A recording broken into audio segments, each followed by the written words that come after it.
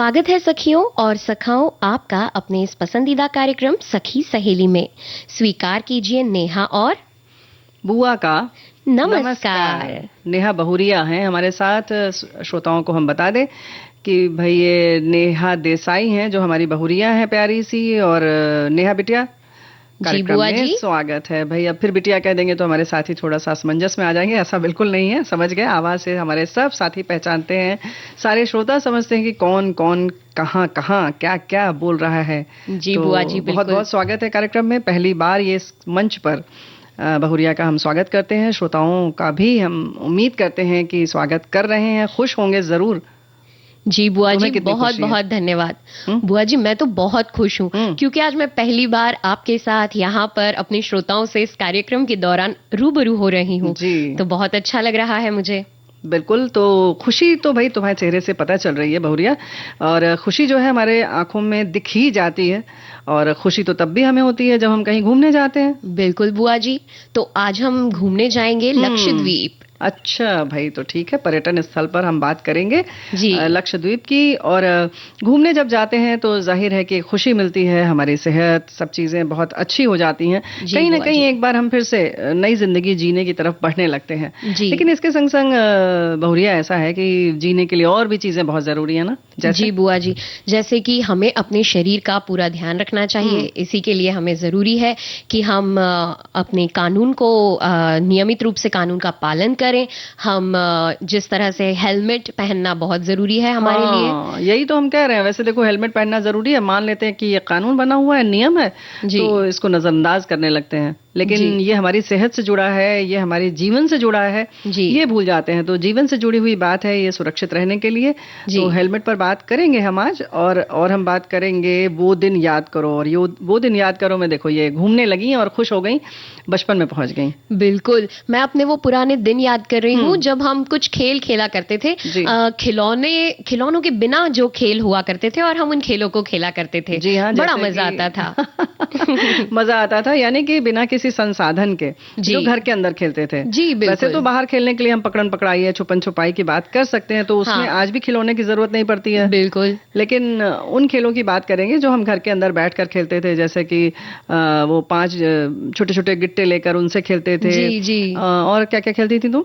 कुछ ऐसे याददाश्त तेज करने वाले खेल हुआ करते थे, जैसे शहरों के नाम ले लीजिए या फिर फलों के नाम लीजिए या फिर हाँ। खाने के पदार्थों के नाम लीजिए। एक व्यक्ति एक नाम लेगा। उदाहरण के लिए मैंने कहा कम्मो बहुरिया, आप कहेंगी कम्मो बहुरिया नेहा बहुरिया। अच्छा। अगला कहेगा कम्मो बहुरिया नेहा बहुरिया और नेहा बिटिया। तो अच्छा। इस तरह सभी को एक एक नाम याद करते जाना है, आगे ऐड करते जाना है, और जहां कोई भूल जाए वो आउट। क्या बात है। तो भाई ऐसे ही हम लोग खेलते थे। एक पन्ना लेकर बैठ जाते थे, कागज पर लिखा जाता था नाम, शहर, फल, ऐसे ही कुछ फिल्मों के नाम, जिसका जी जैसे मर्जी होती थी उनको रखकर जी क से बोला तो सबने कुछ ऐसा ही लिखा। तो ऐसे जी बहुत सारे खेल हमारे साथियों ने भी खेला होगा, तो जरूर उन्हें साझा कीजिए आप। जी और एक विषय और आज हमारे साथ हम चलेंगे, बात करेंगे कामकाजी बहनों की बात, यानी कि उनकी दिनचर्या और उनका अपना खुद का जीवन कैसा होता है, उसमें क्या कमी बेसी होती है, जी उस पर चर्चा करेंगे, जी है ना। जी बिल्कुल बुआ जी। और सबसे पहले हमें लगता है तुम हेलमेट पहनकर तैयार हो गई हो। बिल्कुल बुआ जी, क्योंकि आज हम हेलमेट पहनकर इसलिए भी तैयार हैं क्योंकि जब हमें लक्षद्वीप में घूमना है तो हमें स्कूटी की राइड भी लेनी है। तो उसके लिए बहुत जरूरी है कि हमारे पास सारी सुविधाएं होनी चाहिए और सब बातों का ख्याल भी रखना जरूरी जी। है। तो बात कुछ ऐसी है कि जिंदगी की भागदौड़ में हम सुरक्षा का ख्याल भूल जाते हैं, जबकि यही वो जरिया है जिससे हम जिंदगी की दौड़ में जीत सकते हैं और इसी से हमें सुरक्षा मिलती है। तो इसलिए हमें इस हेलमेट को पहनना बेहद जरूरी है। आमतौर पर लोग ऐसा मान लेते हैं कि भाई अरे ठीक है, कौन इसको पकड़े रहे, बोझ की तरह उसको समझते हैं, क्योंकि जी वो तो तभी पहनते हैं ना जब या तो मतलब फोटो खिंचवानी हो और या फिर बिल्कुल। पुलिस भैया दिख जाए, तो सोचते हैं चलो बचाव कर लें या थोड़ा सा पैसा बचा लें, फाइन वाइन न लग जाए, इसलिए पहन लेंगे। या तो उसको हाथ में लेना बड़ा भारी लगता है। तो भाई वो हाथ में लेने की चीज नहीं है, वो सर पर रखिए, हम उससे सुरक्षित होते हैं। और कई बार लोगों ने महसूस भी किया है कि जब दुर्घटना हुई तो बहुत हद तक इस हेलमेट ने उन्हें बचाया भी है। बिल्कुल बुआ जी, क्या होता है जो हमारे भाग्य में है वो तो होना है, लेकिन कम से कम हम जो बड़ा अपघात हो रहा है उससे बच जाते हैं, छोटी सी चोट लगती है और सिर बच जाता है तो बहुत अच्छी बात है। बिल्कुल सही बात है। तंत्र जो है वो बहुत हद तक प्रभावित नहीं हो पाता है जब हम हेलमेट पहनकर चल रहे होते हैं, और जब दुर्घटना होती है तब पता चलता है। आमतौर पर बहुरिया ऐसा लगता है कि लोग ये मान कर चलते हैं कि कोई दुर्घटना तो होगी ही नहीं, क्योंकि हम बहुत सीमित जो है वो हमारी स्पीड है उसी में चला रहे हैं बड़े सुरक्षित तरीके से, और हमारी ड्राइविंग तो वाह माशाल्लाह इतनी अच्छी है कि पूछो मत, हम कभी दुर्घटना से शिकार ही नहीं होंगे, लेकिन कह के तो आती नहीं है। और जरूरी भी नहीं कि हम अच्छे से चला रहे हैं तो सामने वाला भी अच्छे से चलाए, क्योंकि अगर सामने वाला ठीक से नहीं चला रहा है तब भी घटना हो सकती है। बिल्कुल सही बात है। कभी कभी कुछ ऐसे जानवर आ जाते हैं, कुत्ता बिल्ली, कुछ उसकी वजह से भी हो जाती है, तो ऐसे बहुत सारे कारण हैं। ऐसे ही हमारे साथी ने लिखा भी है, कहा जाता है अकस्मात या हादसा बार बार नहीं होता, वो कोई मुहूर्त लेकर ये नहीं होता, लेकिन इससे बचने के लिए हेलमेट पहनना आवश्यक है। बार बार जब भी आप दोपहिया वाहन लेकर कहीं भी जा रहे हो तब ये जरूरी है। गुजराती कहावत इन्होंने लिखी है, मुहावरा लिखा है, चेतना नर सदा सुखी, मतलब जो आदमी सचेत रहता है वो सदा सुखी रहता है। तो भाई ये सुरक्षा की बात है। बुआ जी, कई लोगों से ना मैंने ये शिकायतें भी सुनी है कि इससे बाल टूटते हैं, पसीना आता है, गर्दन में दर्द होता है, और अनेक कई समस्या लेकर कि अरे नहीं ये तो बहुत भारी चीज है। तो इसका क्या समाधान है, क्या सोचती हैं आप, क्या करना चाहिए इसके लिए? भाई समाधान कुछ भी नहीं है, लगाना ही लगाना है, इसके लिए तो कुछ भी सोचने की बात ही नहीं है। ये सारे बहाने हैं, क्योंकि हम फिर बताया ना कि एक मानसिकता होती है हमारी कि हमने मान लिया कि जो भी नियम है उसको तोड़ना हमारा फर्ज है, हमारी ड्यूटी यही है कि उसको तोड़ दिया जाए, उसको माना ना जाए। कुछ लोग और ये भी नहीं सोचते कि ये हमारी ही सुरक्षा के लिए। हम ऐसे बहुत सारे लोग तो ये भी कह देते हैं कि भाई हेलमेट कंपनी से सरकार ने पैसा ले लिया है और इसलिए बेच रही है। तो भाई ऐसा कुछ भी नहीं है, बचाव में ही सुरक्षा है। और जो अच्छे मार्क वाले जो होते हैं, ISI मार्क वाले जो हेलमेट होते हैं, उसे अगर आप पहनेंगे तो हवा भी अंदर जाती रहेगी, सुरक्षित भी रहेंगे आप। तो ऐसे वैसे कोई भी टोपी जैसा न पहन लें। और बुआ जी, एक ये भी बात है कि जब जो लोग कहते हैं ना बाल टूटते हैं ऐसा, अगर उसके अंदर हेलमेट के अंदर हम कोई कपड़ा रख लेंगे तो पसीना भी हमारा हेलमेट में नहीं लगेगा और बालों को भी नुकसान नहीं होगा। और कभी हम ऐसा होता है कि एक ही हेलमेट हमारे घर पे हमारे भाई बहन किसी ने भी पहन लिया तो संक्रमण का भी खतरा नहीं रहता अगर हम इस पे कपड़ा लगा लें तो ये भी अच्छी है बात। लेकिन सबका अगर अलग अलग हेलमेट हो तो अच्छी बात है। और बताया ना कि अच्छी गुणवत्ता वाला अगर होगा तो इस तरीके की कोई भी समस्या नहीं आएगी। जी। और बुआ जी, हेलमेट कुछ अलग अलग भी आते हैं। जैसे बच्चों के लिए अलग और स्पोर्ट्स वालों के लिए अलग, और स्टंट जो लोग करते हैं उन लोगों के लिए अलग, और पुरुषों के लिए अलग, महिलाओं के लिए अलग।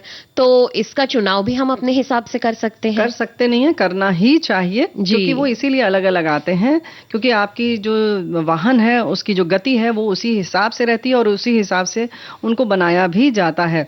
लेकिन फिलहाल और बातें हम बाद में करेंगे, हमें लगता है गीत सुन लिया जाए, फिर हम आगे बढ़ें। बुआ जी, सुनवा देते हैं।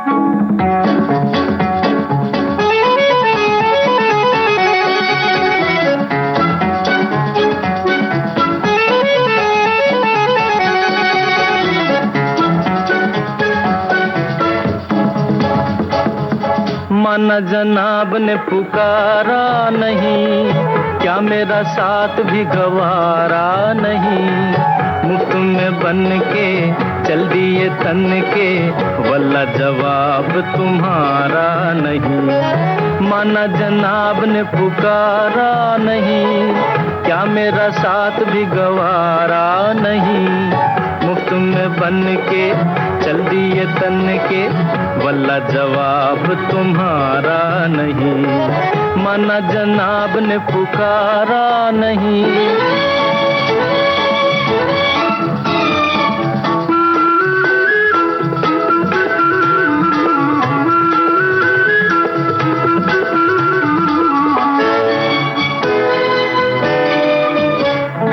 यारों का चलन है गुलामी, देते हैं हसीनों को सलामी, यारों का चलन है गुलामी। देते हैं हसीनों को सलामी, गुस्सा न कीजिए, जाने भी दीजिए, बंदगी तो लीजिए साहब। माना जनाब ने पुकारा नहीं, क्या मेरा साथ भी गवारा नहीं। मुफ्त में बन के चल दिए तन के, वल्ला जवाब तुम्हारा नहीं। माना जनाब ने पुकारा नहीं।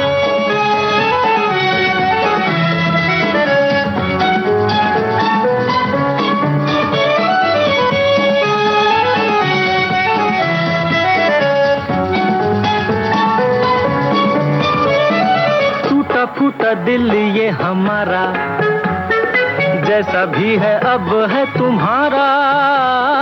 टूटा फूटा दिल ये हमारा, जैसा भी है अब है तुम्हारा। इधर देखिए, नजर फेंकिए, दिल लगी न कीजिए साहब। माना जनाब ने पुकारा नहीं, क्या मेरा साथ भी गवारा नहीं। मुफ्त में बन के चल दिए तन के, वल्ला जवाब तुम्हारा नहीं। माना जनाब ने पुकारा नहीं।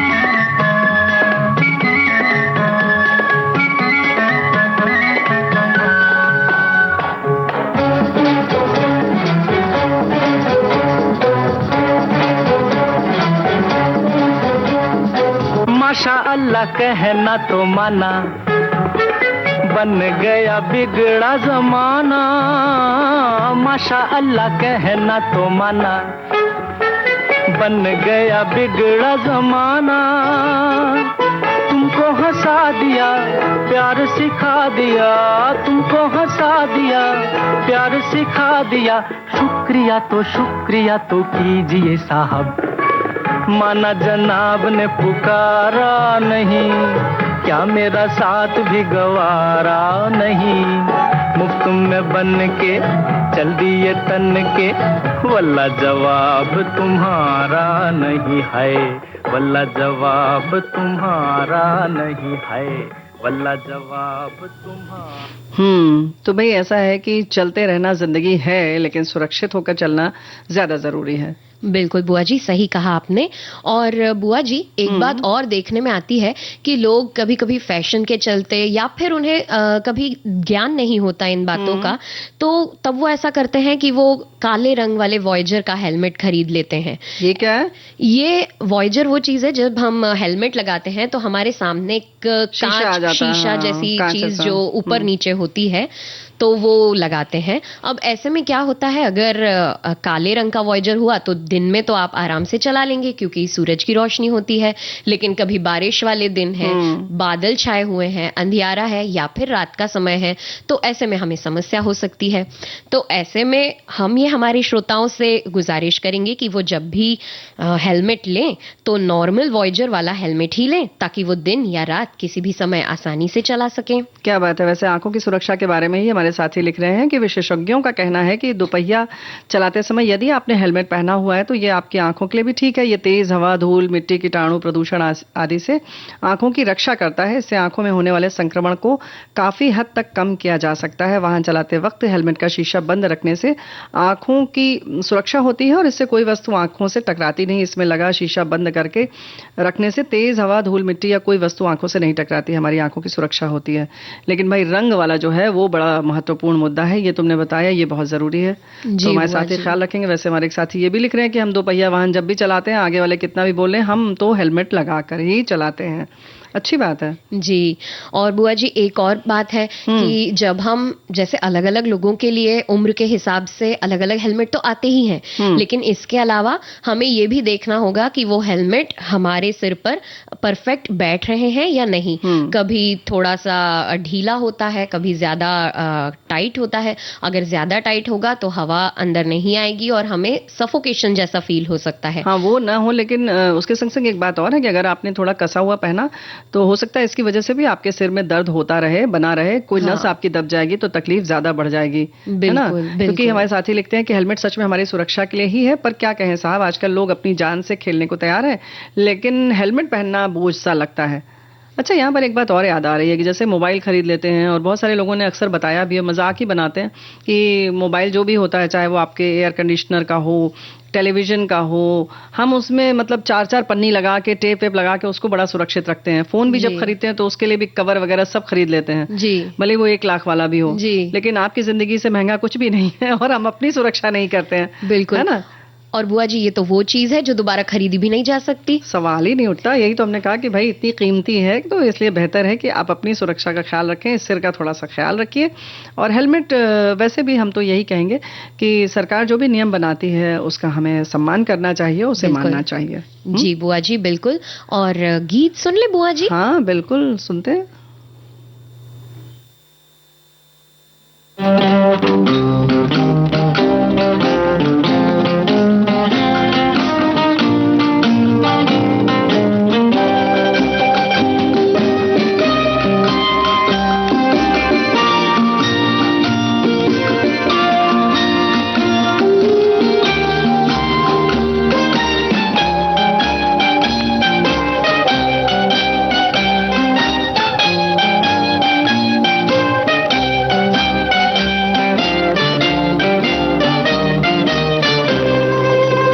पुकारता चला हूँ मैं गली गली बाहर की, बस एक छाँव जुल्फ की, बस एक निगाह प्यार की।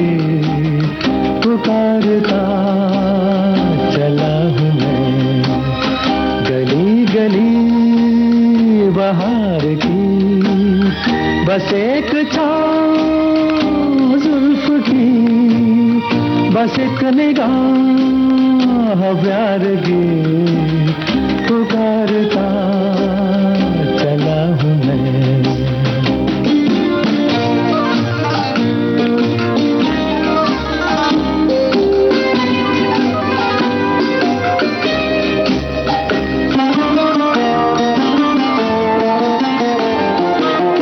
ये दिल लगी ये शौकियाँ सलाम की, यही तो बात हो रही है काम की। कोई तो मुड़ के देख लेगा इस तरह, कोई नजर तो होगी मेरे नाम की। पुकारता चला हूँ मैं गली गली बाहर की, बस एक छाँव जुल्फ की, बस एक निगाह प्यार की। पुकारता चला हूँ मैं।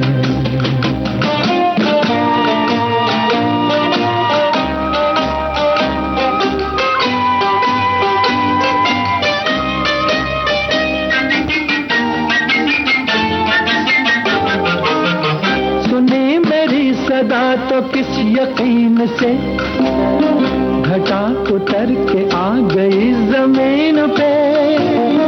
रही यही लगन तो ऐ दिले जवान, असर भी हो रहेगा एक हसीन पे। पुकारता चला हूँ मैं गली गली बाहर की, बस एक छाँव जुल्फ की, बस एक निगाह प्यार की। पुकारता चला हूँ मैं।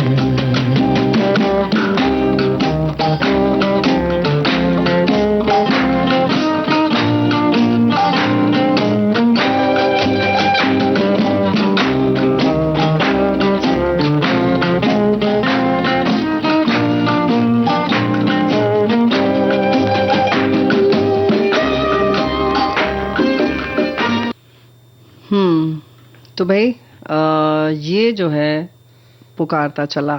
गीत बड़ा प्यारा सा था, हमारे साथियों को भी ज़रूर पसंद आया होगा। और बहुत बातें जो हैं हेलमेट से जुड़ी हुई इतनी ज़्यादा हैं कि क्या कहा जाए, है ना? वो तो है बुआ जी। और हम लोग अब लक्षद्वीप की तरफ चल रहे हैं। बिल्कुल बुआ जी। बुआ जी, इमेजिन कीजिए कि एक तरफ शुभ्र सफेद रेत है, एक तरफ साफ नीला पानी और किनारों से टकराती समुंदर की लहरें। क्या ये सब सुनकर आपको घूमने जाने का दिल नहीं करता? देखो, जब तुमने पहले ही कह दिया कि पर्यटन स्थल चलना है तो बस चल पड़ेंगे। जगह कोई भी हो, चाहे तुमने जैसे बात कही कि एक तरफ बहुत सफेद रेत है, एक तरफ साफ नीला पानी है, उसकी खूबसूरती अपनी है, लेकिन वहीं कहीं तुम अगर हमें ऊंचे देवदार के वृक्ष के किनारे ले जाती तो भी हम उतने ही खुश होते और हमारे साथी भी बहुत खुश हो जाते हैं। भाई, हम जहां भी जाते हैं वो हमारे साथ चलते हैं, क्योंकि प्राकृतिक जो सौंदर्य है, प्रकृति का जो भी कण कण है जी, वो बहुत सुंदर होता है। और निश्चित रूप से हमारे साथी भी हमारे साथ चलने के लिए तैयार है। और हमारा देश जो है ना, वो है ही इतनी विविधताओं से भरा हुआ। तो हम आज चलेंगे लक्षद्वीप। जी बुआ जी, और पता है यही खास बात है हमारे भारत देश की कि यहाँ पर बेहद खूबसूरत आइलैंड्स हैं और इन्हीं में से लक्षद्वीप है। और ये जो लक्षद्वीप है ना, ये 36 छोटे छोटे द्वीपों का समूह है। ये भारत का सबसे छोटा केंद्र शासित प्रदेश है जिसकी राजधानी कवारट्टी है। लगभग यही सब जानकारी हमारे एक साथी भी लिख रहे हैं और ये लिख रहे हैं कि सन 1973 में लक्का द्वीप, मिनिकॉय और अमीन दीवी द्वीप समूहों का नाम लक्षद्वीप कर दिया गया। और ये लिख रहे हैं कि भारत का एकमात्र मूंगा द्वीप है। इन द्वीपों की श्रृंखला मूंगा एटोल मूंगे के द्वारा बनाया गई ऐसी रचना है जो समुद्र की सतह पर पानी और हवा मिलने पर बनती है। केवल इन्हीं परिस्थितियों में मूंगा जीवित रह सकता है।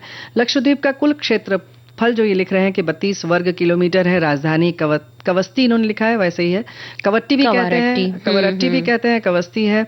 लक्षद्वीप की मुख्य भाषा मलयालम, जेसरी द्वीप भाषा और माहल है, ये लिख रहे हैं जी। मलयालम, जेसरी और माहल है, यानी कि यहाँ हिंदी भाषा नहीं बोली जाती, अंग्रेजी भी यहाँ लोग बोलते हैं। कृषि में मुख्य रूप से नारियल की खेती की जाती है। प्रति वर्ष लगभग 580 लाख नारियल का उत्पादन होता है।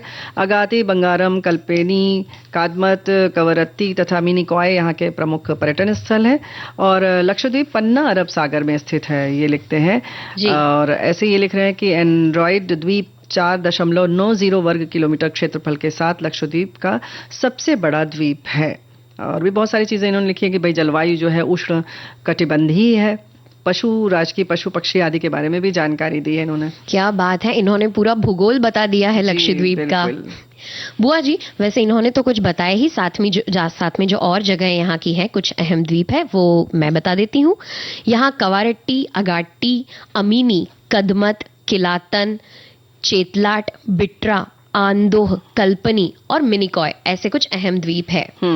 तो बहुत सारी जानकारी हमारे साथियों ने लिखी है, लेकिन यहाँ पर जाने के लिए बहुत सारे विशेष तरीके की कह सकते हैं कि हमें स्वीकृति की जरूरत पड़ती है। बहुत सारे दस्तावेज चाहिए होते हैं, जैसे कि परमिट लगता है। ऐसे ही जैसे कि हमें यहाँ पर जब हम जाते हैं करगिल ना, तो वहाँ के लिए भी परमिट चाहिए होता है। तो बहुत सारे ऐसे संवेदनशील जगह हैं जहाँ जाने से पहले प्रशासन से हमें अनुमति लेनी होती है, और इन्हीं में से लक्षद्वीप भी है। बिल्कुल।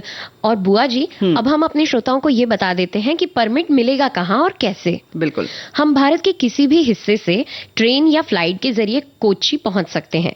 कोच्चि पहुंचकर पहली फुर्सत में हमें जाना है यहाँ के वेलिंगटन आइलैंड इलाके में, जहाँ लक्षद्वीप प्रशासन का दफ्तर है। यहाँ आप परमिट के लिए आवेदन कर सकते हैं। अपनी यात्रा शुरू करने से पहले भी आप परमिट के लिए ऑनलाइन अप्लाई कर सकते हैं। आवेदन करते समय आपको यात्रा की तारीख और अन्य जरूरी दस्तावेजों को अपलोड करना होगा। ये सब चीजें अगर 15 दिन पहले हो जाए तो और भी बेहतर है। और ये जो परमिट है, जो आपको स्वीकृति मिली हुई है, यानी अनुमति जो आपको मिली है, ये 30 दिनों तक मान्य होगा, यानी कि आप 30 दिन के अंदर तक वहां ये घूम सकते हैं। और इसके संग संग ये तो हो गई ऑनलाइन की बात, लेकिन हाँ, ऑफिस जाकर भी लिया जा सकता है। इसके लिए लक्षद्वीप प्रशासन की वेबसाइट से आवेदन डाउनलोड कर लें, आप इसे फिर भर लें, फिर कलेक्ट्रेट को ऑफिस में इसे जमा करना होगा। थोड़ा समय जरूर लग सकता है, लेकिन हम सब जैसे जानते ही हैं कि किसी भी चीज की पहले से तैयारी कर लिया जाए तो बहुत अच्छा है। तो कुछ इसी तरह से इसमें भी है ना? जी बुआ जी। और यहाँ जाते समय हमेशा अपने साथ अपना ID proof, passport size photo और परमिट अपने पास रखना होता है, क्योंकि ये परमिट आपको लक्षद्वीप में पुलिस थाने या प्रशासन के दफ्तर में जमा करवाना होता है। तो भाई ऐसा है कि ये सारी चीजें तो आपने तैयार कर ली, आगे हम चलेंगे लेकिन एक गीत सुनेंगे फिर आगे बढ़ेंगे। बिल्कुल।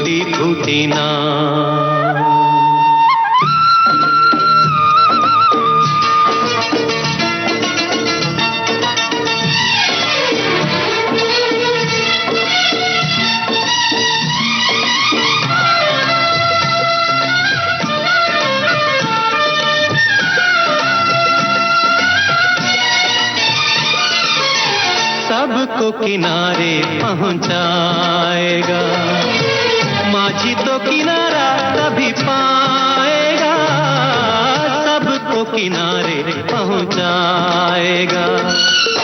गहरी नदी का और न छोड़, लहरों से ज्यादा मनवा में शोर। गोरिया रे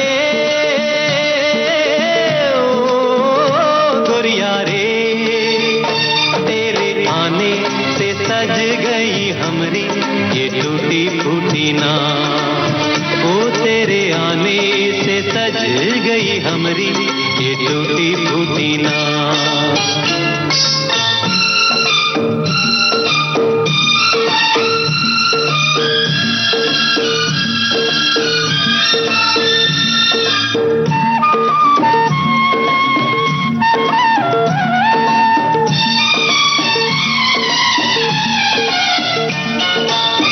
अपना तो नित यही काम है, आने जाने वालों को सलाम है। अपना तो नित यही काम है, कभी कभी आना इस नाव में, एक घर तेरा है मेरे गांव में। ओ गोरिया रे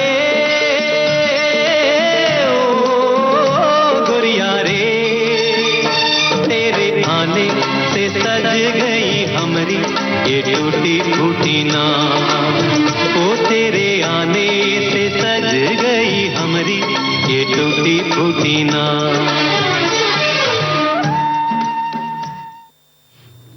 तो भाई बहुरिया, आगे हम चलेंगे, समय हो गया है एक छोटे से अंतराल का।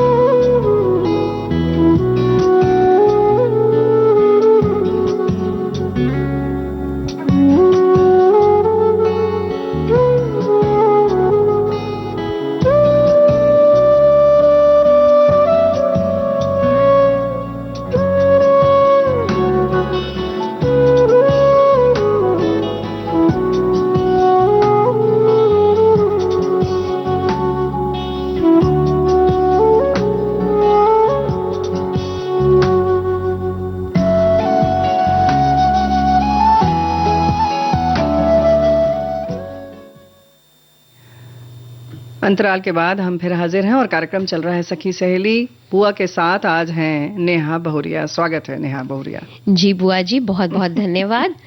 भाई देखो, ऐसा है कि लक्षद्वीप कैसे पहुंचे तो ये हम तय कर लेंगे कि भाई किस किस तरीके की हमने जानकारी तो ले ही ली, लेकिन भाई खूबसूरत जो सफर है, 2 तरीकों से हम यहाँ पहुंच सकते हैं, ये भी बताना जरूरी है कि नहीं? जी बिल्कुल। तो हवाई जहाज से जा सकते हैं, दूसरा जल जहाज से जा सकते हैं, यानी कि जलयान से जा सकते हैं। और दोनों के लिए ही हमें जो पहले केरल के कोच्चि तक पहुंचना होगा। वो आप वहां चाहे तो आप ट्रेन से जाएं, चाहे हवाई जहाज से जाएं, ये आपकी मर्जी है। और उसके बाद कोच्चि से फ्लाइट पकड़नी होगी हमें लक्षद्वीप के अगाट्टी के लिए। अच्छा। हाँ, और कोच्चि एक इकलौती जगह है जहां से लक्षद्वीप जाने के लिए डायरेक्ट फ्लाइट मिलती है। बाकी कहीं से भी आपको डायरेक्ट फ्लाइट नहीं मिलती। लगभग 1.5 घंटों का समय लगता है और ये आपको अगाट्टी पहुंचा देती है, जिसके लिए आपको टिकट पहले से ही बुक कर लेने होंगे। अब सब तुम ये भी बताओगी, बताओ जरा सा। तुरंत नहीं मिलेगा टिकट? हमने सोचा लाइन में लगेगा, टिकट मिल जाएगा, महंगा पड़ जाएगा। बिल्कुल। तो भाई ऐसा है कि इस बात का ख्याल रखिए, ये हमारी बहुरिया बता रही हैं, इनको बिल्कुल, इन्होंने अक्सर क्या किया है कि समय पे ही टिकट किया है, तो महंगी महंगी टिकट खरीद चुकी हैं, तो ये थोड़ा जानकारी इसलिए दे रही हैं कि पहले से टिकट ले लीजिएगा। और अगर हमें जहाज से यात्रा करना है, यानी कि पानी के जहाज से, तो वहां पर भी हम जा सकते हैं, लेकिन इसमें 14 से 18 घंटे का समय लगता है। ये समय इस पर निर्भर करता है कि हम किस आइलैंड पर जा रहे हैं पहले। और जहाज में भी अलग अलग क्लास होते हैं, फर्स्ट क्लास होता है, सेकंड क्लास होता है, और फिर और भी तरीके के होते हैं ना। हाँ, एक बैक बंक भी होता है। हाँ, जो बहुत ही सस्ता होता है, तो हम अपने बजट के अनुसार जो चाहे वो चुन सकते हैं। तो बैक बंक जो होता है, समझ ही रहे होंगे आपकी, थोड़ा सस्ता रहता है लेकिन थोड़ी तकलीफ भी होगी जी। तो इस बात का आप ध्यान रखें।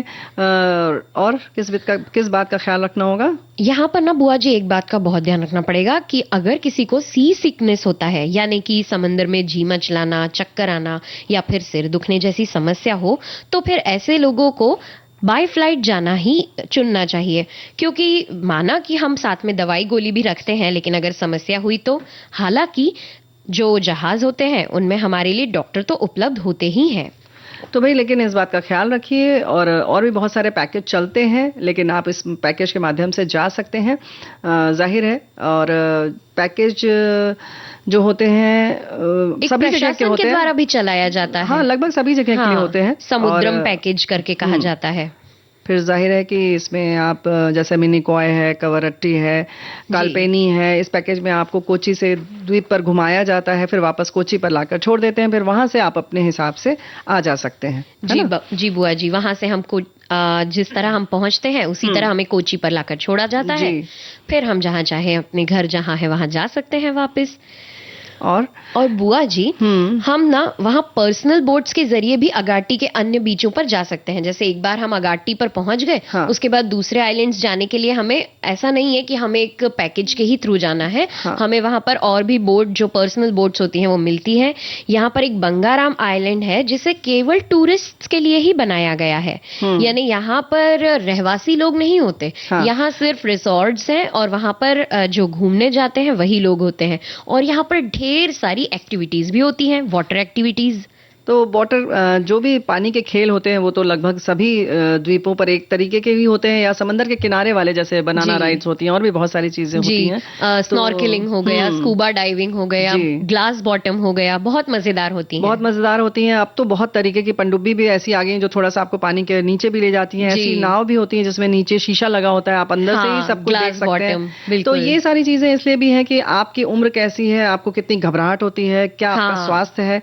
अगर आपको डर लगता है तो आप अंदर न जाकर बाहर से ही सारे नजारे देख सकते हैं। लेकिन इन सब जगहों पर जाने के लिए जाहिर है कि आप सब जानते हैं कि चश्मे होते हैं खास तरीके के, वो चाहिए होंगे, आपको हैट लगाना होता है, अतिरिक्त कपड़े जरूर रखिए, क्योंकि पानी की जगह पर जब भी हम जाते हैं तो कोई जो संभावना है भीगने वाली उससे आप बच नहीं सकते, तो उसको नजरअंदाज मत कीजिएगा। तो ज्यादा कपड़े रखिए और ऐसे कपड़े रखिए घूमने के लिए तो जो हल्के हों और तुरंत सूख जाए। बिल्कुल। और इसके अलावा धूप से बचने के लिए हमें हैट रखना भी जरूरी है। और गॉगल इसलिए भी क्योंकि रेत वेत होती है, कभी आंखों में चले गए तो इरिटेशन हो सकता है, इससे कुछ समस्या हो सकती है, इसलिए रखना बेहतर होता है।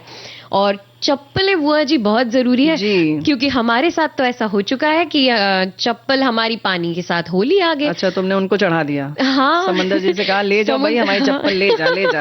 तो ऐसा होता भी है। वैसे तो अब जूते एक तरीके के आते हैं जिसमें कि जाली के जूते होते हैं, जिसमें रेत जाती भी है वो निकल जाती है। तो जाहिर है कि वैसे जूते बिल्कुल मोजे जैसे होते हैं, उनको आप पहनकर टहल भी लीजिए तो आपके पैर में कुछ चुभेगा भी नहीं और आप बचे रहेंगे। और जैसे इन्होंने नेहा बहुरिया ने दे दिया था, ऐसा भी जो है वो नहीं होगा आपके साथ। तो अलग अलग तरह की चीजें आती हैं। और खाने पीने की बात करें तो वहां सब तरह के खाने भी मिलते हैं, जी बुआ जी, कोई दिक्कत नहीं होगी आपको। बस ये है कि वहां पर जो भी सामान आता है लक्षद्वीप में वो कोच्चि से कोच्चि के द्वारा आता है। दूर है ना, सब चीजें दूर है। तो इसलिए वहां पर शाकाहारी भोजन में थोड़े विकल्प कम होते हैं क्योंकि सारी चीजें बाहर से आ रही हैं। लेकिन जो लोग मांसाहारी हैं, नॉन वेजिटेरियन है, उन लोगों को काफी सारे उनके पास विकल्प होते हैं, बहुत तरह की चीजें हैं, विविधता मिलती है आपको। सी फूड वालों के लिए तो भाई क्या बात है, जन्नत है। तो आप घूमिए, तरह तरह की चीजें खाइए, लेकिन अपने स्वास्थ्य का ख्याल रखिए। और हम आगे बात करेंगे अब हमारी जो बहनें हैं, व्यस्त रहती हैं दिनचर्या में, खास तौर से जो बाहर भी काम करती हैं। जी बुआ जी, उनसे बात करेंगे हम, लेकिन उससे पहले गीत सुन लें फिर आगे बढ़ते हैं। जी बुआ जी, सुनवा देते हैं। बाहों में चले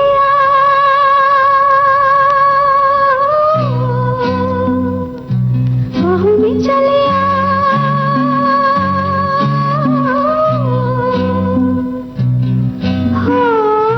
हमसे सनम क्या पर्दा, हमसे सनम क्या पर्दा, ये आज का नहीं मिलन, ये संग है उम्र भर का, बाहों में चले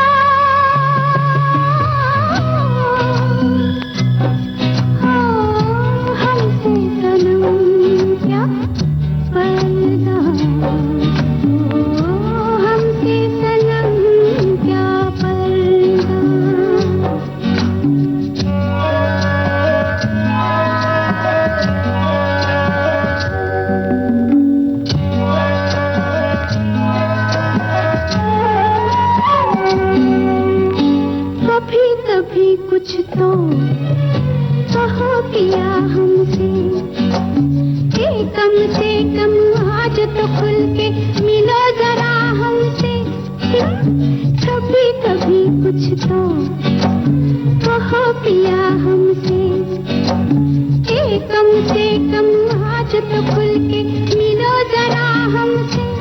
है रात अपनी जो तुम हो अपने, किसी का फिर हमें डर क्या, बाहों में चले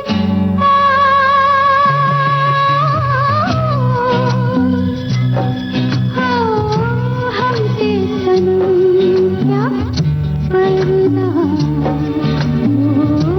हमसे सनम क्या पर्दा, ये आज नहीं मिलन, ये संग है। देखो भाई, ऐसा है ना बहुरिया की बहुत सारी हमारे साथी जो हैं बहनें हाँ। कामकाजी हैं, कुछ नहीं है। तो जो नहीं है कामकाजी वो लिख रही हैं कि कामकाजी महिलाओं की दिनचर्या कैसी होगी, शायद भागम भाग भरी होती होगी, हम गृहिणियों को शायद उसका अंदाजा नहीं होगा। हाँ। वैसे हमारी जो गृहिणी है बहनें, हाँ। गृह स्वामिनी है जो, हाँ। उनकी भी जिंदगी ऐसे ही भागम भाग होती है, कुछ हाँ। अलग नहीं होती है। लेकिन हाँ, जाहिर है कि काम हमारी जो बाहर काम करते हैं, चाहे नौकरी करें, चाहे कोई जी। अपना व्यापार करें, जी। व्यस्त तो रहती ही हैं, है ना। बिल्कुल बुआ जी, आपने बिल्कुल सही कहा, क्योंकि महिलाओं के रूटीन का कोई ठिकाना नहीं हो पाता। ऐसा लगता है पता नहीं सारे काम हो पाएंगे या नहीं, जल्दबाजी हो जाती है।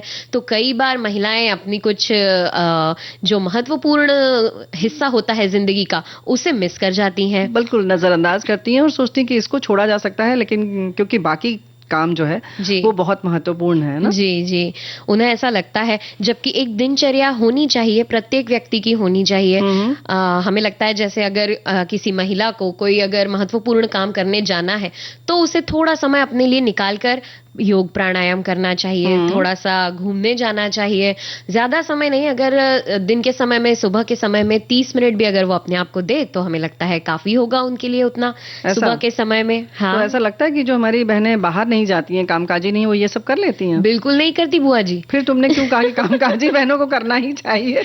क्योंकि क्या होता है, जो घर में रहने वाली महिलाएं हैं, उन्हें थोड़ा तो भी दिन में समय मिल जाता है कि वो आराम कर लेती हैं।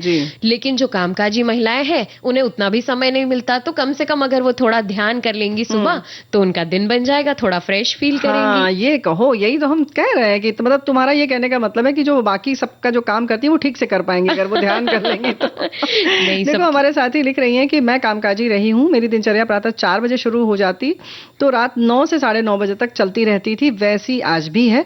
सुबह क्या बनाना, क्या पहनकर जाना है, रात को ही तय हो जाता। सब्जी बनाने की रात को ही, साफ करने से सुबह परेशानी नहीं होती। संयुक्त परिवार होने के कारण एक समय का तो सबका खाना वगैरह बनाकर जाना होता था। अतः काम करके कार्यस्थल पर भी हमेशा मैं समय पर ही पहुंचती थी। अंतिम कार्य दिवस शनिवार को ही आते ही बच्चों की यूनिफॉर्म और अन्य कपड़े वगैरह धुल जाते, जिससे रविवार को ज्यादा काम नहीं रहता और आराम से छुट्टी का आनंद भी लेते। जल्दी उठने से सभी काम समय पर पूरे होते और कोई तनाव भी नहीं रहता। तो बड़ी अच्छी बात इन्होंने बताई ना। इसमें एक सुझाव इसमें बुआ जी हम ये भी देंगे लोगों को कि आपका पूरा हफ्ता भले ही एकदम बिजी रहा हो, लेकिन हफ्ते में एक दिन निकालिए जब थोड़ा घूमने जाए, ताकि अगले हफ्ते की तैयारी और आपका जो मानसिक शांति है वो आपको मिलेगी। और देखो, इन्होंने यही तो लिखा ना कि रविवार को ज्यादा काम नहीं रहता, तो जाहिर है कि आप आराम करती होंगी, फिर आनंद भी लेते होंगे, छुट्टी का आनंद भी लेते हैं। तो जाहिर है कि ये बिल्कुल सही बात है। लेकिन ये जो आदर्श स्थिति है वो सब जगह नहीं हो पाती, कभी कभी थोड़ा आगे पीछे भी हो ही जाता है जी, है ना। जी, ऐसे में खान पान की ध्यान रखना भी जरूरी है। अगर हम नाश्ता कर लें सुबह तो बेहतर होगा, ताकि पूरे दिन काम करने के लिए एनर्जी मिले। खाना समय से खाना होगा, ताकि हमारे जो एसिडिटी या चक्कर आना, कमजोरी, ऐसी कोई समस्या ना हो। बिल्कुल सही बात है। और हमारे साथी ये भी लिख रही हैं, कामकाजी महिला की दिनचर्या कड़वा सच लग सकता है, उसे एक दिन का आराम नहीं मिलता है। सप्ताहांत कब आ जाता है, कब चला जाता है, उसे पता नहीं चलता, क्योंकि छुट्टी वाले दिन वो घर का काम कर रही होती है, घर वालों की फरमाइशें पूरी करने के लिए खुद के साथ कॉम्प्रोमाइज कर रही नहीं होती है। कई बार थकान के मारे शरीर टूट रहा होता है, फिर भी वो काम करती रहती है। घर के काम की वजह से ऑफिस में परेशान होती है और ऑफिस के काम की वजह से घर में। तो ये बात बिल्कुल सत्य है और इसीलिए हम लोग इस पर चर्चा कर रहे हैं अपनी बहनों के लिए कि जिनकी भी ऐसी स्थिति है वो थोड़ा सा समय निकालें, अपने बारे में सोचें और देखें कि पूरी दिनचर्या में उनके खुद के लिए समय कहाँ पर है और अगर नहीं मिल रहा है तो थोड़ा सा निकालिए जी। और घर वालों की मदद भी ले सकते हैं इसमें थोड़ी। क्या बात है, ये बड़ी महत्वपूर्ण बात कही तुमने, है ना? जी बुआ जी, तो क्यों ना अब एक गीत सुन लिया जाए। हाँ बिल्कुल।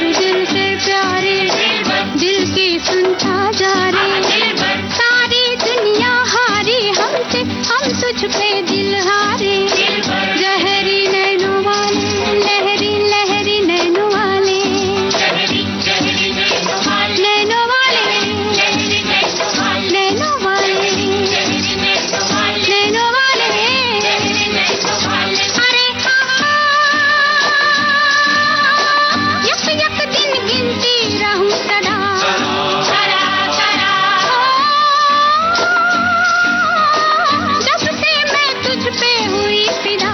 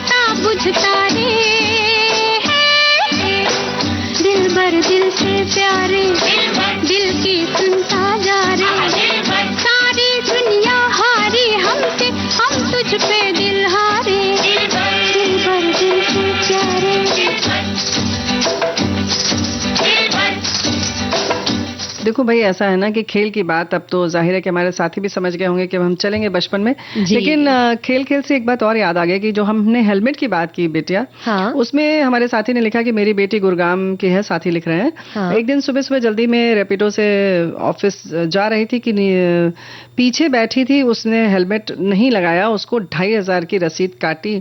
तब से हमेशा हेलमेट पहनती है। ये उसके लिए एक सबक था। तो देखो ऐसा होता है कि हमने इसलिए बताया कि रसीद जब कटती है तब हम सोचते हैं कि ये बहुत ज्यादा फाइन है। हाँ। लेकिन देखो कहीं ना कहीं ये हमारे लिए अच्छा भी है कि तब से वो लगाने लगी। तो बहुत सारे लोग डर से लगाते हैं और इससे जुड़ी हुई बहुत सारी चीजें। हमारे साथी ने ये भी लिखा कि अच्छी क्वालिटी का मैं रखता हूं तो उसका एक नकारात्मक पहलू ये है कि 2 बार बचे हैं। वो भी इन्होंने वैसे जिक्र किया है और ये लिखा है कि इनके 2-3 हेलमेट चोरी भी हो गए। खैर, गाड़ी चलाते समय हमेशा हेलमेट पहनना चाहिए, न कि जुर्माने से बचने के लिए। बिल्कुल तो सही बात है। ये बहुत मजेदार बातें हैं। लेकिन जो हम लोग घर के अंदर खेलते थे उसमें किसी चीज की जरूरत नहीं पड़ती थी, और जो जरूरतें होती थी बहुत छोटी छोटी चीजें वो हमें घर में ही मिल जाती थी, है ना। बिना खिलौने वाले खेल हम अपने दोस्त मिलकर ही आपस में ऐसा कुछ बना लेते थे कि चलो ऐसा खेलते हैं और खेलने लगते थे। जैसे कि हमने एक याददाश्त वाला खेल हमारे कार्यक्रम के शुरुआत में बताया था। इसके अलावा एक अंत्याक्षरी भी होती है जिसे हम अंत्याक्षरी कहते हैं। आखिरी का एक अक्षर लेकर और सामने वाली टीम को गाना गाना है। हमारे सभी साथी जानते हैं, इन्होंने ये भी लिखा है। जो चर्चा हमारे साथियों ने याद की है वो ये है कि बिना खिलौने वाले खेल जो पहले खेले जाया करते थे। गुट्टा, छोटे छोटे और गोल 5 पत्थर जो हाथ से ऊपर फेंके जाते और उल्टा करके हाथ पर लिया जाता था। उसमें बहुत तरीके के होते थे। उसमें 4 गुट्टे रखे जाते थे और एक बॉल से भी बाद में खेला जाता था। तो ये बड़ा अच्छा सा खेल होता था। इसी तरह बुआ जी वो छातों से खेल नहीं खेलते थे। छातों को खोलकर उन्हें आपस में जमा कर उसके ऊपर चादर या चुन्नी डाल दी और घर बना लिया अपना। जी हाँ, बिल्कुल सही बात है। नहीं तो घर का या कमरे का कोई भी कोना पकड़ लिया जहाँ खिड़की होती थी, उसी से बांध के भी चादर धोती इन सब से घर बनाया करते थे। इसी के अलावा ना एक खेल ऐसा भी हम खेलते थे जिसमें पेड़ों की पत्तियां होती थी। उन पत्तियों को तोड़ लेते थे और सब्जी की दुकान बना लेते थे कि ये हमारी। और खास बात तो ये है कि सब्जी भी, पत्तियां भी सब्जी हैं और पैसे भी पत्तियां ही बड़ी पत्ती जो होती थी वो पैसे बन जाते थे। हाँ। तो देखो हमारे साथियों ने भी कुछ ऐसी ही यादें अपनी साझा की हैं। लिख रहे हैं कि बचपन में हम लोग नेम फ्रेंड एनिमल थिंग या लड़का लड़की शहर सिनेमा जैसे गेम्स घर के अंदर खेलते थे, जिसके कि बोले गए पहले अक्षर से लिखना होता था। जिसका पहले हो जाता था वो प्रथम आ जाता था। उसमें मजा भी आता था कि छुपा कर भी रखते थे और नाम तो ऐसे उटपटांग लिख दिए जाते थे कि नहीं ये नाम होता है, कुछ भी रख लिया जाता था। चीटिंग होती थी। जी बिल्कुल। हाँ, और इसके अलावा एक खेल ऐसा भी होता था जब हम मिर्च मसाले ऐसा वो हाथ दोनों जोड़कर उस पर नमक मिर्च डालकर कि कोई हमें ऐसे थपकी देता था, हाथ बचाना होता था उस थपकी से अपना। बिल्कुल सही बात है। और सबके अपने अपने अनुभव हैं। और घर घर खेल में ज्यादातर माँ, बाबूजी, बहन जी या टीचर या उस समय किसी नाटक या फिल्म के देखे हुए पात्र बनते थे। उसमें हमें जरूरत पड़ती थी माँ की पुरानी साड़ियां, कुछ बड़े लोगों के कपड़े, चश्मे, पुराने पर्स और कुछ मेकअप के सामान, काजल जो ज्यादातर हमें चुराने पड़ते थे। कभी कभी बर्बाद या सिंदूर बर्बाद करने पर अच्छी सी हमारी पूजा भी होती थी। ये हमारे साथियों ने लिखकर भेजा है। जी जी। तो बुआ जी अब एक गीत सुन ले।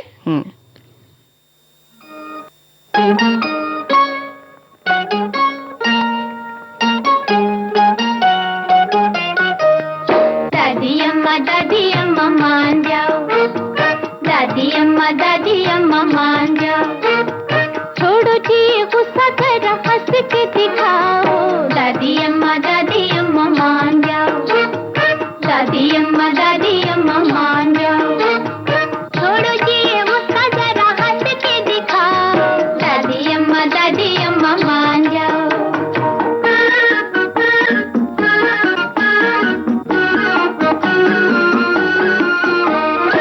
छोटी बातों पे न बेचैना करो, छोटी छोटी बातों पे न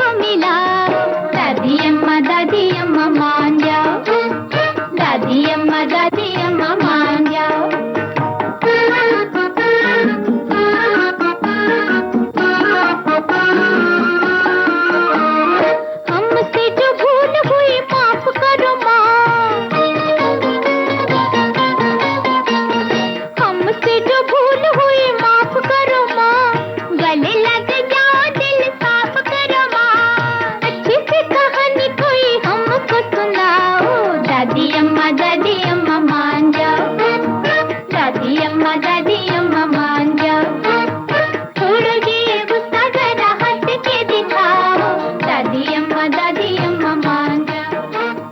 भाई हमारे सभी साथी बड़े खुश हैं कि बचपन के याद जो हैं वो सारी चीजें ताज़े याद हो आ रही गई, हैं। ताजा हो गई। कट्टम जीरो आम वाले आम दो भी खेलते थे। कट्टम जीरो वाला वो जो ऐसे चौकोर बनाते हैं उसमें हाँ, हाँ। कट्टम लिखते हैं, अच्छा। मतलब क्रॉस बनाते हैं और जीरो। इन लोगों को कट्टम कुट्टा नहीं समझ में आएगा, आज के बच्चे हैं नया बहुरिया बिल्कुल ऐसे हो रही है, कट्टम क्या होता है। तो जीरो और जो हम लोग क्रॉस बनाते हैं वो वाला ये खेल होता अच्छा, था। अच्छा। और आम वाले आम दो, आम है सरकार का, हम भी हैं सरकार के, ऐसा कहते होते, एक आम तोड़ लो। तो ऐसे हम अच्छा। लोग एक के ऊपर एक हाथ पे मुट्ठी बांध के अंगूठा पकड़ पकड़ के एक के ऊपर हाथ रखते थे। ऐसे ही बहुत सारे हमारे साथियों ने खेल साझा किए हैं। और बुआ जी एक ने लिखा है तोता और चिड़िया उड़ और फिर हाँ, गधा गधा उड़, उड़। ये भी बड़ा फेमस था, हम बचपन में जी, बहुत अभी भी खेलते हमारे थे। बहुत सारे साथी जरूर खेलते होंगे। तो बहुत सारी चीजें हैं।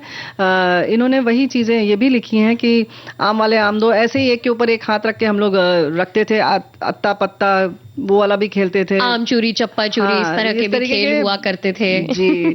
तो बहुत सारे और भी यादें खेल हैं और हमारे बहुत सारे साथियों ने भी लिखकर भेजा है। लेकिन भाई आज जो है समय हमारा अब समाप्त हुआ चाहता है, तो हम आप सबसे विदा लेंगे। तो स्वीकार कीजिए बुआ और नेहा बहुरिया का नमस्कार।